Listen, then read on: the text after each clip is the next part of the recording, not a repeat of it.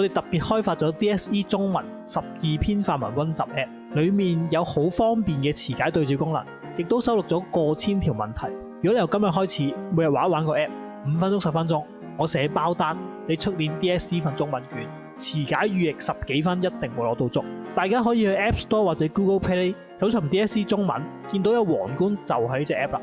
未 download 嘅快啲 download 咗嘅多多推薦俾朋友同學，一齊輕鬆 KO 中文卷。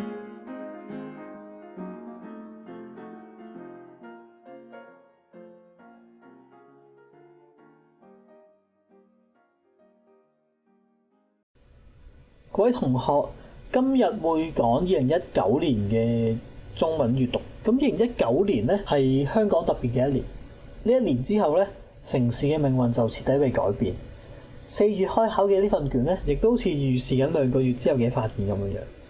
當年呢份卷用嘅係魯迅100年前嘅文章，但係咧100年之後，無論係今日2024啦，定係當日嘅2019咧，講嘅嘢都好似似曾相識咁樣樣。所以希望大家睇呢份卷嘅時候咧，就唔好純粹用一個考試卷嘅角度去睇完之後，嘗試真係反思下，諗下佢裡面講嘅道理。開始講呢篇文啦，睇個文章嘅標題先。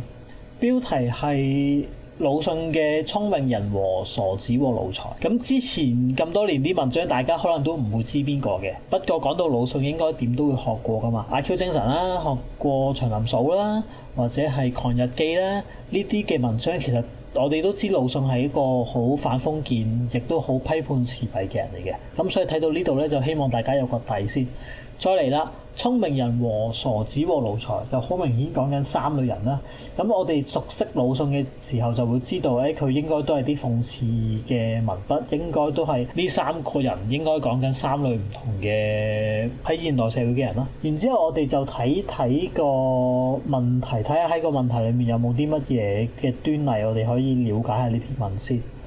好，一開始就有話作者藉住故事中嘅角色比喻當時社會唔同階層嘅人，作者以主人、奴才、聰明人同埋傻子比喻緊邊類人呢？咁我哋見到有邊類人啊？有百姓、有強盜、統治者、革命者、讀書人。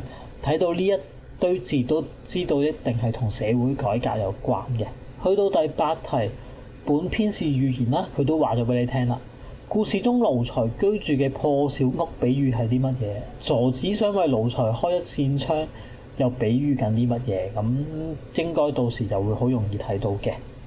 第9題，綜合全文，作者對傻子和奴才有何評價，有何批評，是分別指出一項，亦都係喺篇文裏面我哋會見到啦。咁我哋亦都好明顯清楚呢個一定係比喻嚟嘅。第10題，綜合全文，聰明人有何聰明之處呢？作者對佢有乜嘢批評，就分析說明聰明之處批評。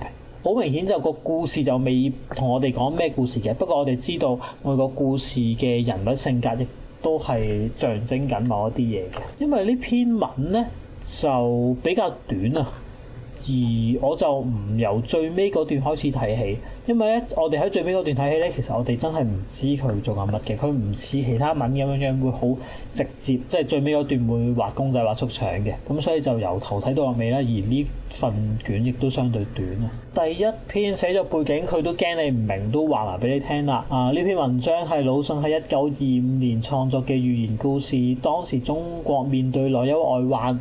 外有列強壓迫，內有軍閥割據，知識分子對國家嘅發展意見紛紜，好多人感到彷徨無助。魯迅寫低呢篇文係諷刺同埋批評咗當時社會嘅唔同階層，亦都係我哋喺問題裏面大概睇到嘅道理咧。好，咩故事啊？一開始奴才總不過係尋人訴苦，只要咁樣，亦只能夠係咁樣。有一日佢遇到一個聰明人，見到有個奴才就向人訴苦啦。先生，佢悲慘咁講，眼淚就連成一線啊！你知道啦，我過嘅簡直唔係人嘅生活啦，食嘅係一日都未必有一餐。呢一餐又不過係啲高粱皮啊，豬狗都唔想食啊，仲有一小碗。咁你見到係一個人抱怨緊啦。聰明人嘅反應係好令人同情喎。嗰個奴才又更加講啦，咪就係咯，做工咧就繼續抱怨啦，又冇得休息，朝早又要擔水，夜晚就煮飯，上晝咧就要跑街磨面，夜晚就要有洗衣裳，又張傘，之後冬天又做乜，半夜又做乜，之後日頭又做乜咁樣樣，就又抱怨緊啦。聰明人繼續講啦，咁樣樣啦，繼續講，先生，我真係咧敷衍唔到落去啦，我要諗下辦法啦。聰明人就講，總會好起來嘅。係咪啊？係希望係咁啦。不過我咧同你講完之後咧，我好似開心咗。第二部分。但係咧冇幾日咧，佢又唔開心啦喎，又揾人訴苦啦。今次佢又講嗰啲嘢啦。我豬狗不如啊咁樣樣。嗰個人就對面又大叫啦，混帳！原來對面係一個傻佬嚟嘅喎。先生，我住嘅屋啊又破啦，又濕啦，又陰啦，繼續訴苦佢嘅處境啦。你唔會要求你主人幫你開個窗嘅咩？點得啊？然之後個傻佬就話：好，我幫你開窗。佢一去到咧就砸爛咗埲牆啦。然之後佢砸爛咗埲牆，個奴才好驚。先生做乜嘢啊？我幫你打開個窗咯。唔得，主人會鬧㗎喎。我理得佢啊。忍氣。咁之後嗰個奴才又嗌咯喎，強盜喺度拆我哋間屋啊！快啲嚟啊！快啲嚟啊！如果唔係咧，就會有個窿打出嚟㗎啦。之後奴才就衝出嚟啦，將傻子趕走咗。聽到喊聲慢慢地走出嚟嘅係主人。頭先咧有強盜要摧毀我哋間屋啊！好彩我大喊起嚟啊！所以咧大家就一同將佢趕走咗啦。主人就誇獎佢，你幾好喎，有好多人慰問佢啦，聰明人都喺度喎。佢又同聰明人講啦：喂，先生，因為我有功咧，主人誇獎咗我。你之前話呢個世界會好啊，真係有先見之明啊，我真係好咗啦。聰明人就話：咪就係咯。呢篇文好短嘅，如果真係完全唔知道時代背景嘅時候咧，我哋係好難理解呢篇文咧，究竟佢無端端做咩講咁多人咧？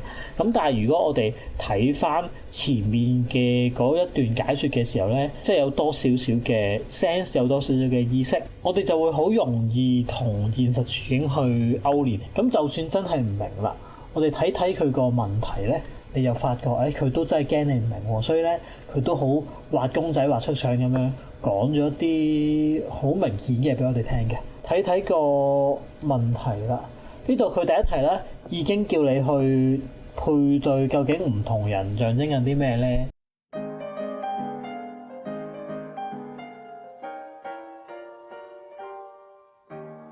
影片嘅完整版喺下面描述欄就會揾到，裡面除咗有詳盡嘅解題攻略，仲包含 past paper 嘅試題同埋答案。有唔明白嘅地方可以隨時 WhatsApp 問我，快啲 click 入條 link，好好準備公開試。